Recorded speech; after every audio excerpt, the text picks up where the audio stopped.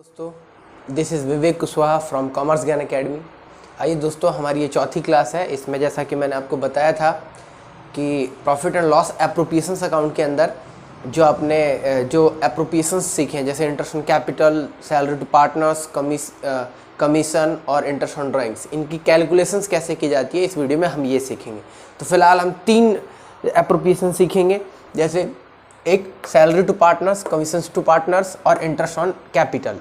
ठीक, एक रह जाएगा इंटरेस्ट ऑन ड्राइंग्स, वो मैं अगली क्लास में आपको समझाऊंगा।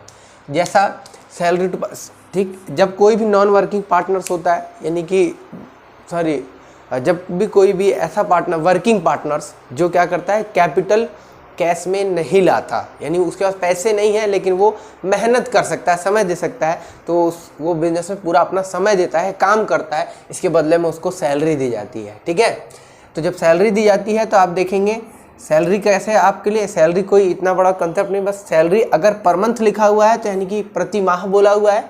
ठीक, और आप एक अकाउंटिंग पीरियड के लिए बना रहे होते हैं तो 12 महीने बनते हैं एक साल के अंदर, यानी एक अकाउंटिंग पीरियड में 12 महीने बनते हैं। इसलिए आप क्या करेंगे, 1000 जो भी पर मंथ अमाउंट दिया उसको 12 से गुणा करेंगे, तब जो वैल्यू आएगी उसको ले जाके आप profit and loss appropriation account में शो कर देंगे। ठीक है, अगर क्या दिया हुआ है, पर एनम दिया हुआ है, पर एनम का मतलब होता है प्रति वर्ष, यानी एक साल की सैलरी अगर आपको दी हुई है तो आपको फिर गुणा करने की जरूरत, सीधा जो अमाउंट दिया हुआ है वो आप profit and loss appropriation account में शो कर देंगे। अगर आपको दिया हुआ है क्या, अब आपको कमीशंस निकालना है। कई बार कोई पार्टनर्स होता है, पार्टनर्स के अच्छे लिंक होते हैं, एक्स्ट्रा एफर्ट्स करता है, तो क्या करती है फर्म, उसको कमीशन अलाउ कर देती है। अगर कमीशन अलाउ करती है तो जैसे आपने 11th क्लास में फाइनेंशियल स्टेटमेंट बनाई थी, उसमें मैनेजर कमीशन कैलकुलेट किया था, तो उस मैनेजर कमीशंस के अंदर आपने जैसे कैलकुलेशंस की थी, बिल्कुल एग्जैक्ट वही कैलकुलेशंस यहाँ पर भी की जाती है। जैसे देखिए, partners commissions on net profit before charging such commissions और आफ्टर चार्जिंग सच कमीशंस।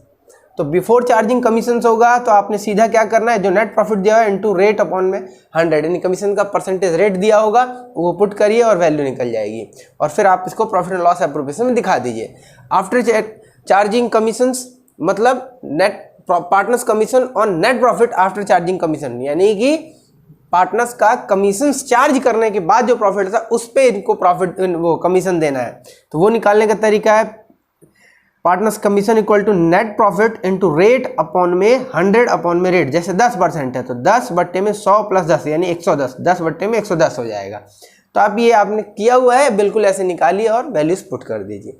आइए अब हम बात करते हैं इंटरेस्ट ऑन कैपिटल। जब भी कोई पार्टनर्स क्या करता है, फर्म के अंदर कैपिटल लगाता है, पैसा लगाता है, तो फर्म में अगर कोई प्रावधान है तो उसको इंटरेस्ट ऑन उसकी कैपिटल पे ब्याज दिया जाता है सबको। ठीक है, तो interest on capital equal to opening profit, sorry opening profit नहीं, ओपनिंग कैपिटल।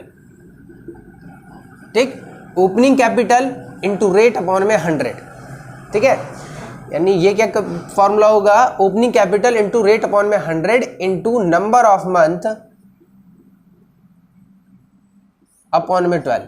ठीक, यानी ये बेसिक सिंपल इंटरेस्ट वाला फॉर्मूला है, जैसे सिंपल इंटरेस्ट कैलकुलेट करते हैं, opening capital into rate upon में 100 into number of month divided by 12। ठीक, तो ये बहुत सिंपल सा है। अगर क्वेश्चंस के अंदर ओपनिंग कैपिटल और क्लोजिंग कैपिटल आप सबको पता है, अकाउंटिंग पीरियड के बिगिनिंग में जो कैपिटल होती है वो ओपनिंग होती है, अकाउंटिंग पीरियड के एंड में जो कैपिटल होती है उसे हम क्लोजिंग कैपिटल बोलते हैं।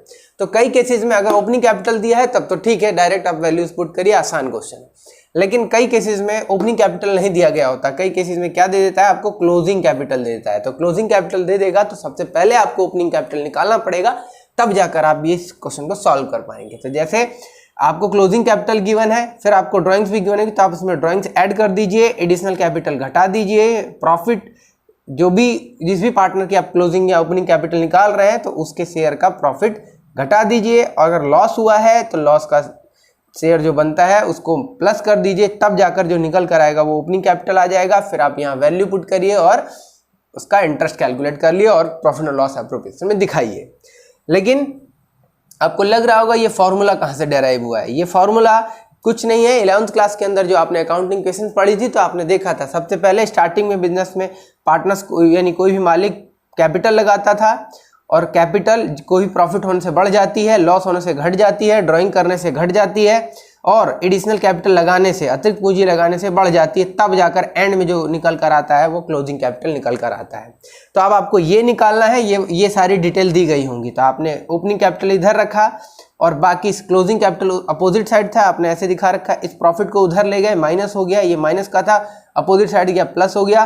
ड्राइंग्स माइनस की थी, उधर गई तो प्लस हो गई। एडिशनल कैपिटल प्लस का था, उधर गया तो माइनस हो गया। तो इस बेस पे यही काम हमने क्या किया, एक सीक्वेंस में लिख दिया है, तो ऐसे ओपनिंग कैपिटल निकल जाता है। तो आई होप कि आप सबको ये बातें समझ आ गई होंगी। आप लोग अपने टीएस ग्रेवाल की बुक से क्वेश्चन अटेम्प्ट करिए, कोई प्रॉब्लम होती है कमेंट करिए, हमसे क्वेश्चन शेयर करिए, हम आपके सॉल्यूशन उपलब्ध कराएंगे। और अगली वीडियो में मैं आपको टोटली इंटरेस्ट ऑन ड्राइंग्स पे पूरा आपको एक डिटेल्ड पैकेज दूंगा, जो कि 4 मार्क्स का आता ही आता है। तो अगली क्लास 5वीं क्लास के लिए तैयार रहिएगा, बहुत इंपॉर्टेंट टॉपिक है और इसको भी पूरा कर लीजिएगा। ठीक, थैंक यू।